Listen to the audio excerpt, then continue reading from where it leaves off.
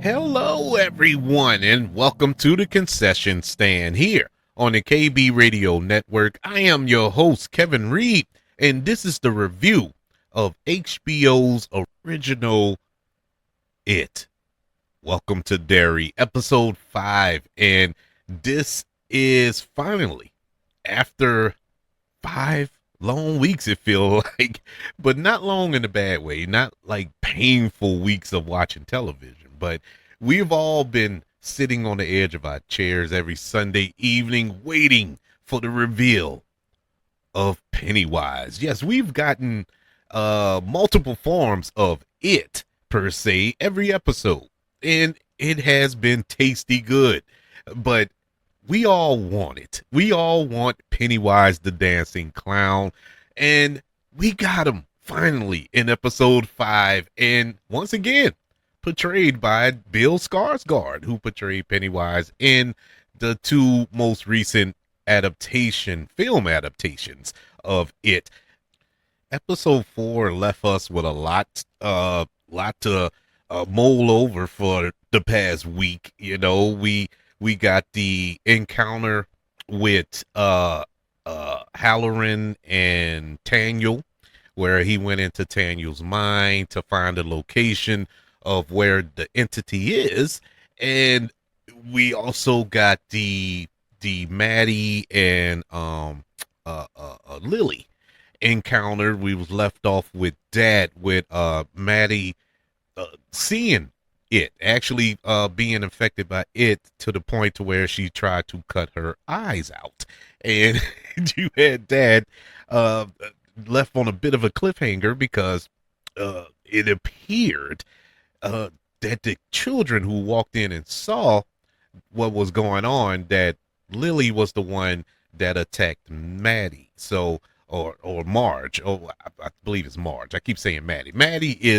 Maddie's on the brain because there's a lot there to digest in episode 5. But Marge is the one with the eyes. So we were left with a lot. And we also left last week where Hank told Charlotte that he was having an affair with not only a married woman, but a married white woman, which is worse than killing children in this country. So there's that big element. So a lot of questions were raised in episode 4, and crazy enough, we got a few answers in this episode, but we also have more questions, but exciting questions nonetheless, coming out of episode 5. The biggest one is the biggest twist of this episode, and it doesn't happen at the end. It actually happened in the cold open, the very opening sequence of this episode, where our losers group are meeting in their secret spot, and they notice that there's a tent in that little balcony area, wherever it is that they meet up at. And who emerges from the tent? Well, I spoiled it earlier. It's none other than Maddie. Maddie is alive, or is he? I have my doubts because it's kind of it's a little curious as to somebody escaping the upside down, but not upside down. This isn't Stranger Things, but the sewer area, where they float.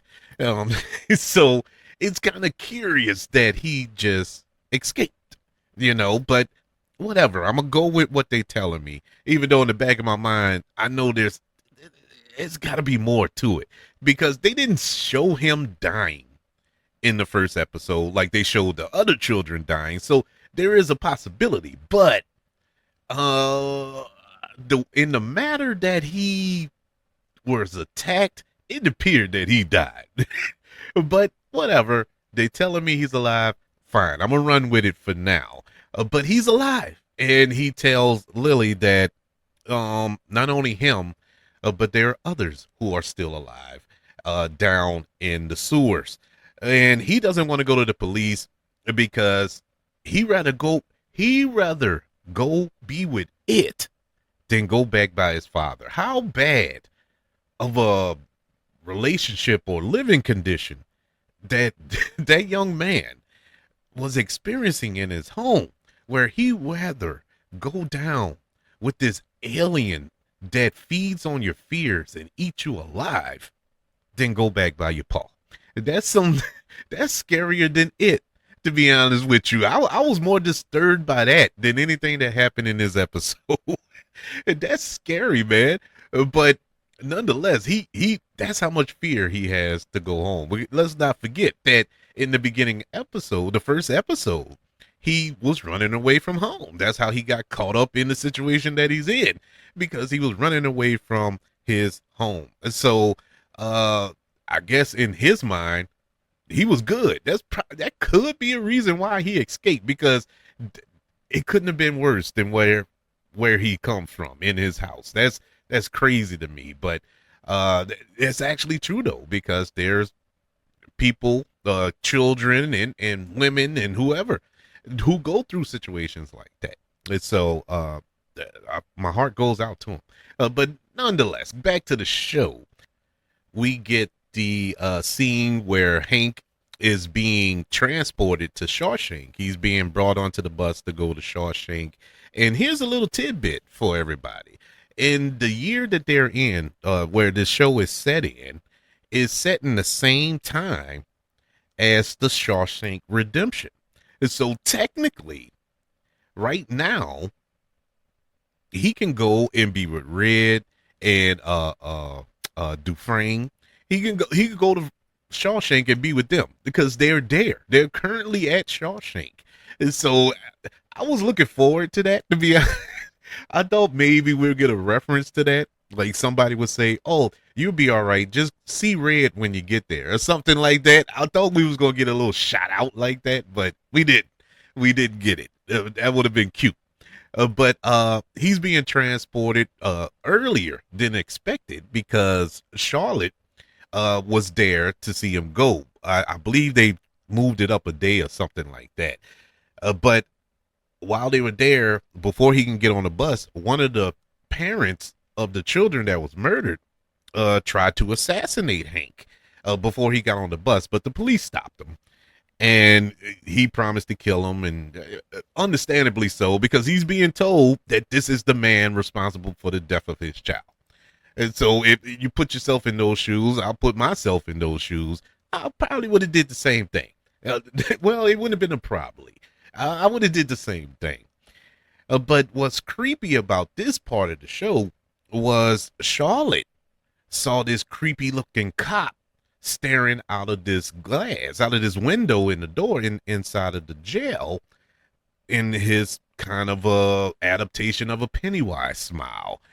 And so Charlotte technically saw Pennywise, or saw it. And so now it has touched every member of that family. You know, it has affected Will. It has affected Leroy. Now it has made contact with Charlotte. So now the whole family has been affected. At this point, Leroy, he's upset with the commanding officer there. Like, why did my family come? Why you brought me here? This is a dangerous situation, and my family isn't. You put my family in danger. And oh boy, I can't think of his name now, but Francis tells him, like, look, the plan was to bring your family on base. You chose otherwise. You chose to give him a house and give him all this other stuff to try to live this happy, normal life. So now Leroy is like, okay, I'm going to bring the family to the base to be safe, where they're safe at. Quote, heavy quotations over that. Of course, this doesn't sit right with Will, because now he feels he's abandoning his friends, So we know that he's going to sneak off the base, and he indeed does that later on in this episode. Now we move over to Rose. Now Rose has come looking for her nephew, who is Daniel, who they have captured, and they've mind jumped with Dick. And so now she's looking for him. She goes to Francis, and Francis confesses that, look, I lied. I didn't. It wasn't when I first came back to Derry where my memory came back. They did the government, that is, did some experiments, or had me take this drug or whatever, a few years ago, and everything came back. And that's how I knew to come back and look for this entity to save the country, all for the good of the red, white, and blue, and try to harness this power. And so Rose is like, you can't, you can't, you can't, you can't put this on a leash. You can't train this to do your bidding, but that's the arrogance. That's the arrogance of this country. There's some people really believe that they can control anything and everything, to be honest with you. A certain contingent, not everybody in this country. America's great, but there's a large contingent of people who believe this, that they can control everything, or have everything do the bidding of, in the name of this country, or in worst cases, in the name of God, which is blasphemy for one, but it's completely ridiculous. But yeah, they believe that they can control this and use this entity to eliminate their enemies. But Rose, of course, knows better, and she knows that this isn't going to go well. And so she asks us to speak to Daniel, and brings the piece of the shard that it can be used as a defense against the entity, and gives it to Daniel for when they go exploring these sewers looking for the entity. So now at this point, Will, he's didn't run away, but he found a way to get away and go meet up with his friends. At the same time, Charlotte hears on the news that the bus that Hank was on, crashed on his way to Shawshank, and Hank escaped.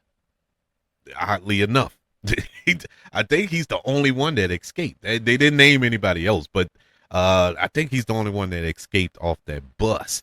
And so now she's panicking, nervous.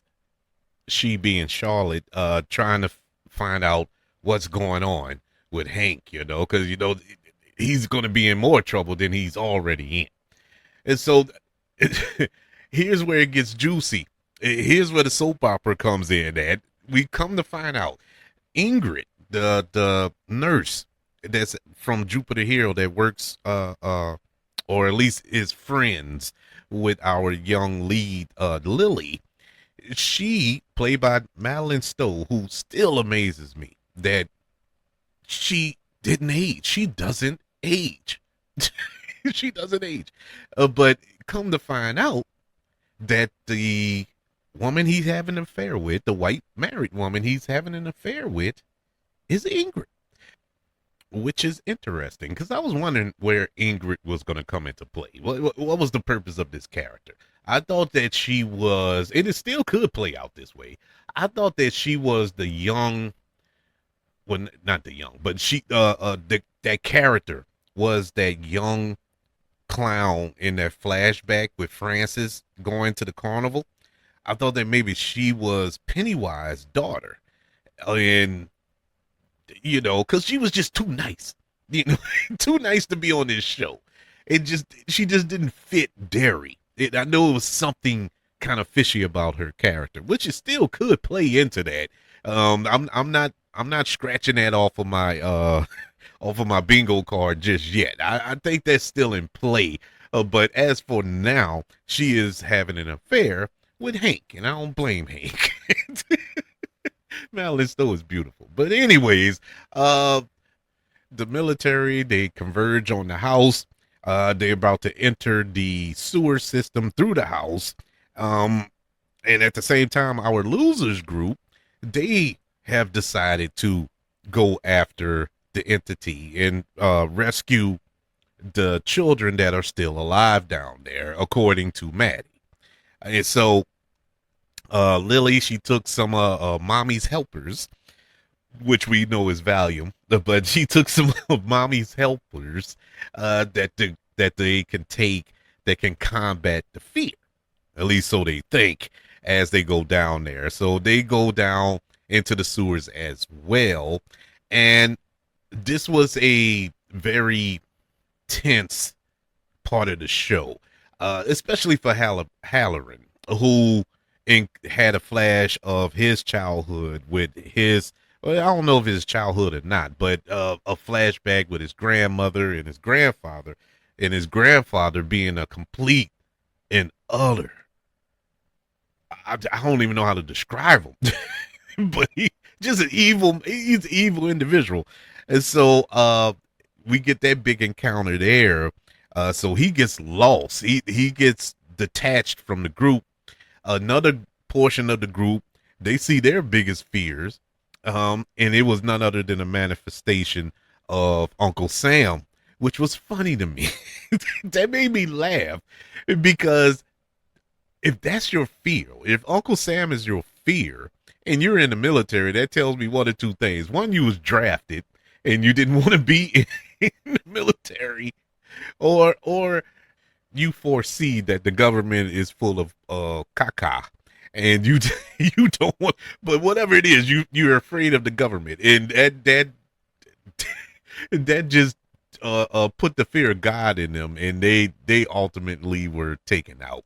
We see a couple of encounters with Leroy, with the entity when he sees a manifestation of his wife, and his co-runner, his boy, what's his name, Paulie, who's been by his side since the beginning of the show.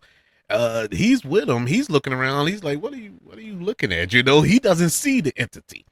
And so, but what makes it, I'm a little confused by, is the fact that we know that Leroy doesn't have that gene. He doesn't have the ability to fear. And so how does he see this entity? You know, because it's supposed to manifest if you have a fear. And he showed a lot of fear in that tunnel. Now, that being said, it was his family. You know, it was his wife. And he was second guessing his son later on. And so I guess the fear of protecting his family and keeping them safe, that's something that's a fear of his, which it should be as a husband and a father. But I'm just a little confused by the rules of this manifestation thing, because we never saw Paulie have any visions. We only saw Leroy have visions, and it was just that one with his wife. But anywho's, we move on to the children, and here's where the big twist comes in at. And like I mentioned earlier with Maddie, didn't trust Maddie, didn't trust him from jump, and rightfully so. We come to find out that Maddie was actually a manifestation of Pennywise. He was a manifestation of it to lead the kids down into the sewer. And then we get the crescendo. We get the full reveal of Pennywise the Dancing Clown. It felt good to see him. It felt good to see him this episode. He did the job. He did his job. It was it. Pennywise really struck fear into those children as well as everybody else. Everybody, I hate clowns, and so it did his job. And the kids, they run off, proving that the pills didn't work. Mommy's little helpers wasn't strong enough, even though they took 3 of them. At least it didn't work in the way that they wanted to. They got good and loaded, but it didn't take away their fears, unfortunately. As they run off, Will, he's first in line. He's running, and he's the first to see his father. He runs into his father, Leroy, and Paulie. Leroy points the gun at him, believing that he's a manifestation, because in his mind, there's no way his son can be down in his sewer. You know, there's no way on earth that he could be down in his sewer. And so he's about to shoot him, and Paulie has a revelation. He's like, wait, I can see him too. And so if I can see him too, it's real. And so before Leroy pulled the trigger, he actually jumped in front of the bullet and literally took the bullet. Uh, that was heartbreaking. No pun intended, being as though Paulie got shot in the chest.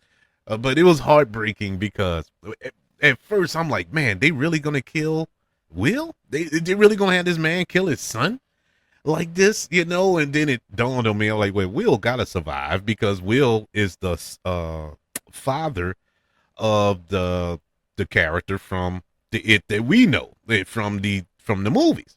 So he has to live, you know, if we're gonna follow canon. And so that was quickly expelled. But then I'm like, well, who is he gonna shoot? Is he gonna shoot one of the other children or something like that? Man, they're gonna shoot. They killing kids like it's nothing on this show. You know, that ran across my mind. But Paulie took the bullet, and his final words to Leroy was "make it count," which is heartbreaking, man, because that was his best friend. You know, that was his ride or die, and he literally died in that sewer, taking that bully, and took it and didn't fault him, didn't get mad, didn't curse the man out, like you killed me, you know, can't believe you shot me. No, he did it. He did the right thing, and so we go back to Lily. She's left behind. She's lost in the sewer. Uh, remembered because she tripped and fell. Typical horror trope. Trip and fell and got separated from the group. Now she's crying out, and nobody could hear her but Pennywise. And he shows up and he begins to taunt her, say, "Oh, you couldn't save Matty Boy." And so he turns into her mangled dad, then turns back into Pennywise. I mean, shoot, he was messing with her. He was about to tear her apart. But just before he reaches her, it's like he hit a brick wall. He couldn't go any further. He was stuck. He was literally stuck. And the reason he couldn't move, we see the glowing dagger that was right there in the water, right between Lily and Pennywise. So Pennywise backs off and leave. Lily picks it up. This is the same dagger that Taniel had. So she has it now, not fully realizing what she has, but what she does have is their best weapon against Pennywise. So we go back to the base. Leroy, he is explaining what happened in the sewer and how Paulie died. And Shaw walks in and gives his condolences. And meanwhile, we did. I don't know if that scene came before or after, but the scene where Ingrid, she encounters Hank. And that's when we find out that they are indeed having an affair. Hank doesn't know what to do. He tells Ingrid there's somebody that can help. And so when we get back, so it had to be before. So when we get back to the base, and Ingrid has requested to speak to Charlotte because Hank sent her there to speak to Charlotte to see if she can help. And in the last shot of the episode, we see Halloran walking out of the tunnels. The military, the guys, they don't know where he is. They can't find him. But we see him walking out of the tunnels. He's stunned. He's worn down. He doesn't know where he's at, basically. And he starts to hear movement in the trees. And suddenly he sees another soldier walking ahead of him. And so when they turn around, it's Paulie. And we know that Paulie's dead. And his eyes are glowing white. And so the last shot, we see that box that his grandfather was holding that he wanted opened and that he broke the lock on. All his secrets or whatever it was, his fears that he keeps in the box, I guess in his mind, we see that that box is wide open and the episode goes off. This was great. I am enjoying this show more than I really expected to enjoy it. I thought it was just going to be decent. And trust, look, I know we still have what 4 or 5 episodes to go. The wheels could fall off. It could fall off, very quickly. But as of right now, 5 episodes in, this has been a joy. Every episode has delivered for me. I think that this wasn't the best so far, but it is doggone good. I really love the structure of this show. Um, how everything is unfolding, the twists, the turns, the scares, the acting, the writing, the interconnection of all of Stephen King's works. Everything is just spot on to me, and I am thoroughly enjoying it. Welcome to Derry so far. I want to know, what are your thoughts of the show? 5 episodes in, do you think that the show is hitting, or do you think it's eh? All right. I look. It's all subjective. I'm not going to judge you if you don't feel strongly about it as much as I do. I know that everything isn't for everyone, but I would love to know your thoughts. Email the show, kbradiopodcast@gmail.com.